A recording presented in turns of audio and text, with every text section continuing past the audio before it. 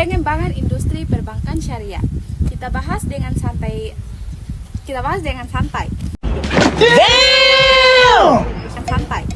Karena materinya lumayan panjang, tapi sebenarnya cukup menarik kalau dipahami pelan-pelan. Kenapa menarik? Karena industri perbankan syariah ini bukan cuma tentang bank yang bebas riba, tapi juga tentang bagaimana sistem keuangan bisa dibangun dari nilai syariah seperti keadilan, transparansi, dan saling menguntungkan. Dan untuk mencapai itu semua, banyak banget lembaga yang ikut berperan, mulai dari pemerintah, otoritas, hingga lembaga pendidikan. Jadi, yuk kita mulai bahas pelan-pelan dari peran lembaga dulu, baru nanti masuk ke bagaimana industri ini berkembang dari tahun ke tahun. Nah, yang pertama, peran lembaga dan industri perbankan syariah. Nah, sebelum masuk ke perkembangan industrinya, di bagian pertama ini kita bahas dulu lembaga-lembaga penting yang menjadi tulang punggung perbankan syariah. Tanpa mereka, bank syariah tidak akan bisa berjalan dengan baik. Yang pertama, peran pemerintah. Nah, peran pemerintah adalah aktor utama dalam membentuk fondasi industri keuangan syariah. Beberapa perannya, yang pertama, penyusun landasan hukum. Contohnya seperti Undang-Undang Perbankan Syariah atau UU OJK, dan regulasi terkait sukuk. Regulasi ini menentukan cara bank syariah beroperasi, produk apa saja yang boleh ditawarkan, dan bagaimana bank harus menjaga kepatuhan syariah. Nah, yang kedua, menyusun kebijakan nasional.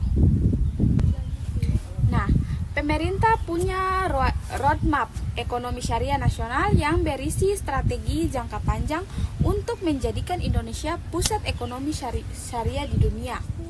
Yang ketiga, memberikan insentif dan dukungan.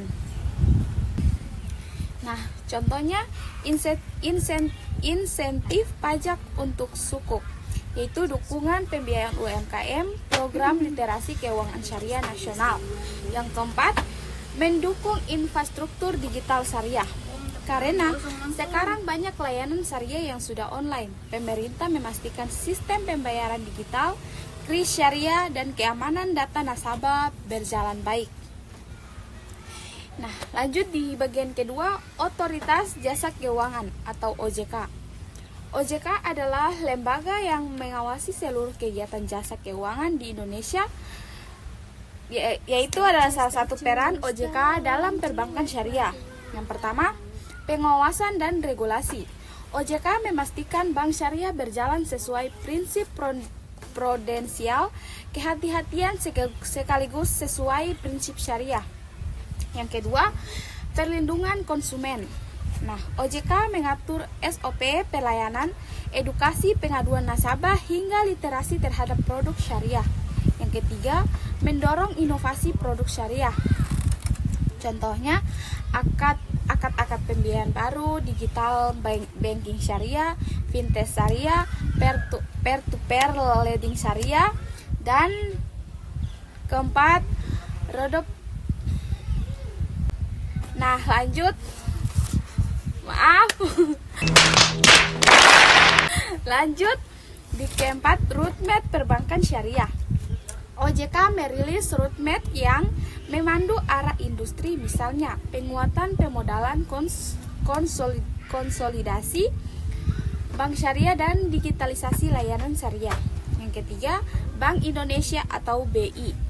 Nah, karena BI adalah bank sentral, maka kebijakannya sangat pengaruh. Ya, yang pertama, kebijakan moneter syariah. BI menyediakan instrumen bebas bunga seperti sertifikat Bank Indonesia Syariah atau SBIS, sukuk Bank Indonesia, SBI sukuk, dan instrumen ini penting untuk menjaga likuiditas bank syariah. Nah, yang kedua, sistem perbankan syariah. Sistem pembayaran syariah. Nah, BI memastikan sistem pembayaran seperti transfer, kris, mobile banking bisa mendukung transaksi syariah. Yang ketiga, edukasi dan riset. BI banyak melakukan riset ekonomi syariah dan bekerja sama dengan kampus serta lembaga internasional. Yang keempat, DSN atau MUI, Dewan Syariah Nasional Majelis Ulama Indonesia. DSN MUI adalah lembaga yang membuat fatwa terkait produk dan akad syariah. Nah, yang pertama, mengeluarkan fatwa. Nah, semua bank syariah wajib mengikuti fatwa DSN untuk produk-produk seperti murabahah, musyarakah, dan mudarahabah, ijarah, wakalah, dan lain-lain. Nah, yang kedua, mengawasi inovasi produk. Nah, sebelum bank meluncurkan produk baru, harus dicek dulu akadnya sesuai syariah atau tidak. Yang ketiga, pembinaan Dewan Pengawasan Syariah atau DPS. Nah, DSN membina DPS agar pengawasan di setiap bank berjalan efektif.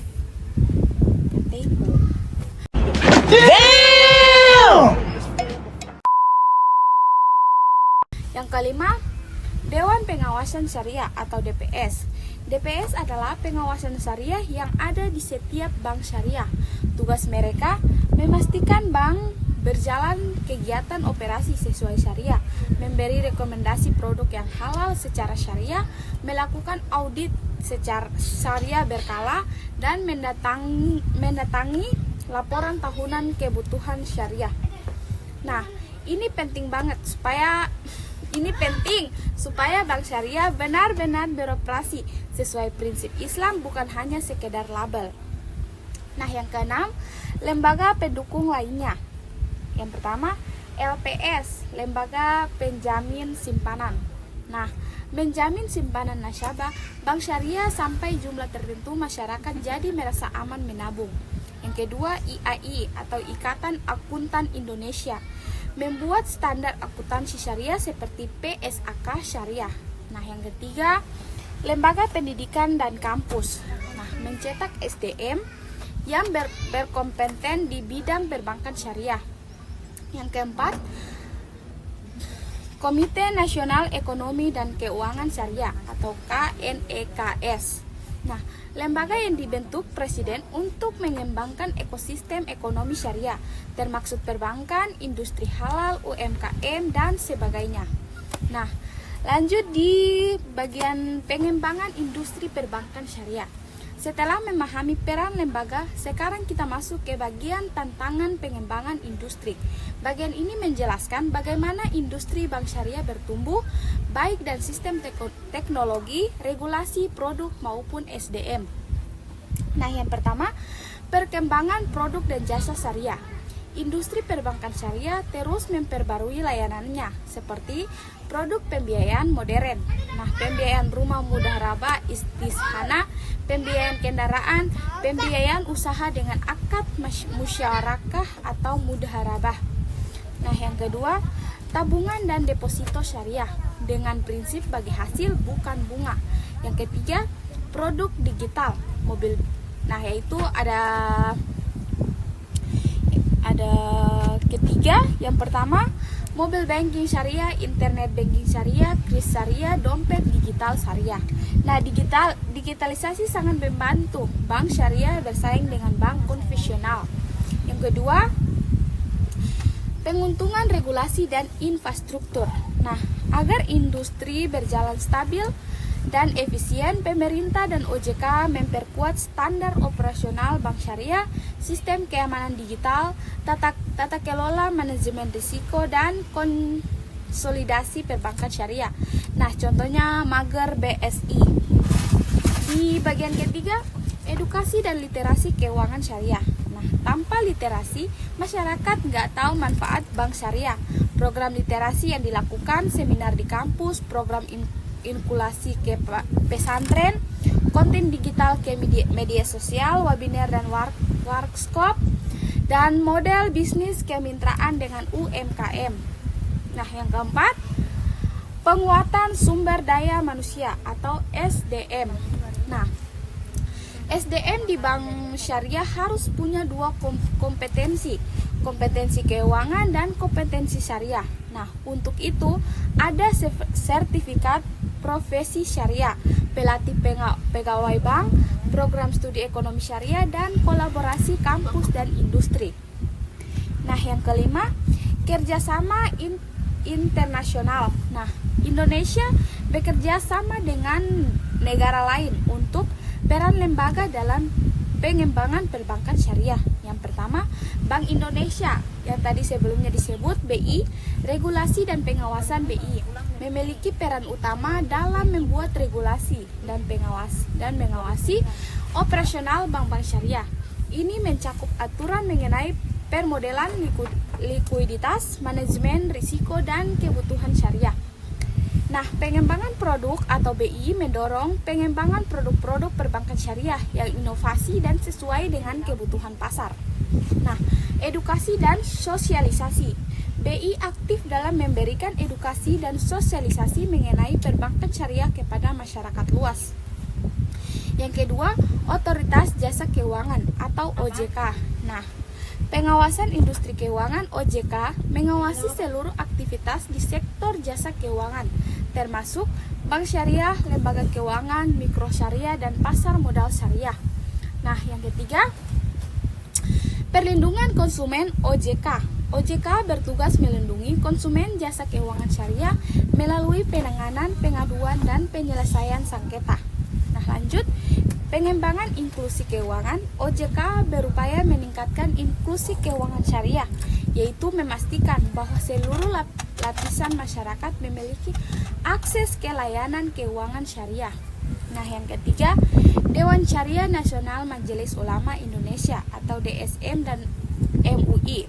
Nah, penetapan fatwa DSN dan MUI adalah lembaga yang berwenang mengeluarkan fatwa terkait produk dan layanan perbankan syariah untuk memastikan kesesuaiannya dengan prinsip-prinsip syariah.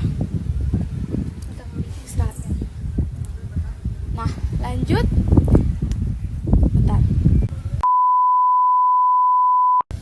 Nah, lanjut di bagian ketiga tadi, pengembangan standar syariah DSN dan MUI berperan dalam mengembangkan standar syariah yang menjadi acuan bagi operasional perbankan syariah.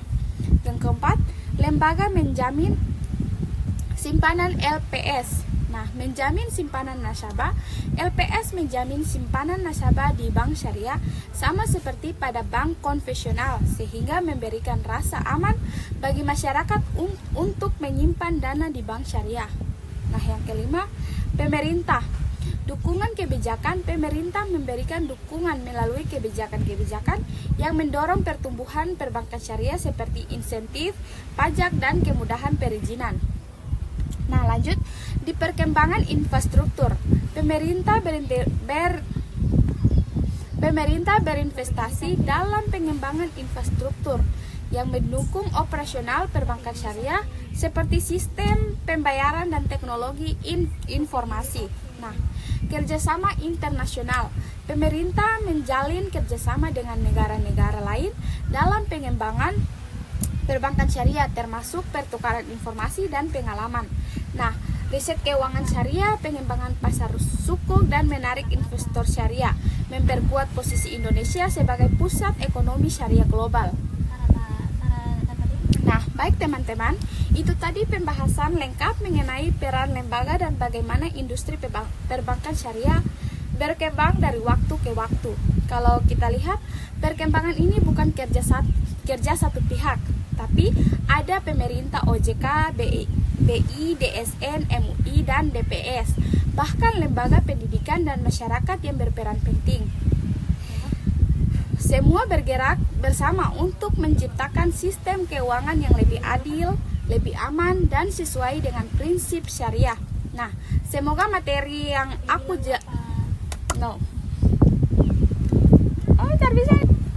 Nah, lanjut. Semoga materi yang dijelasin tadi bisa membantu teman-teman, terutama buat yang lagi ngerjain tugas video.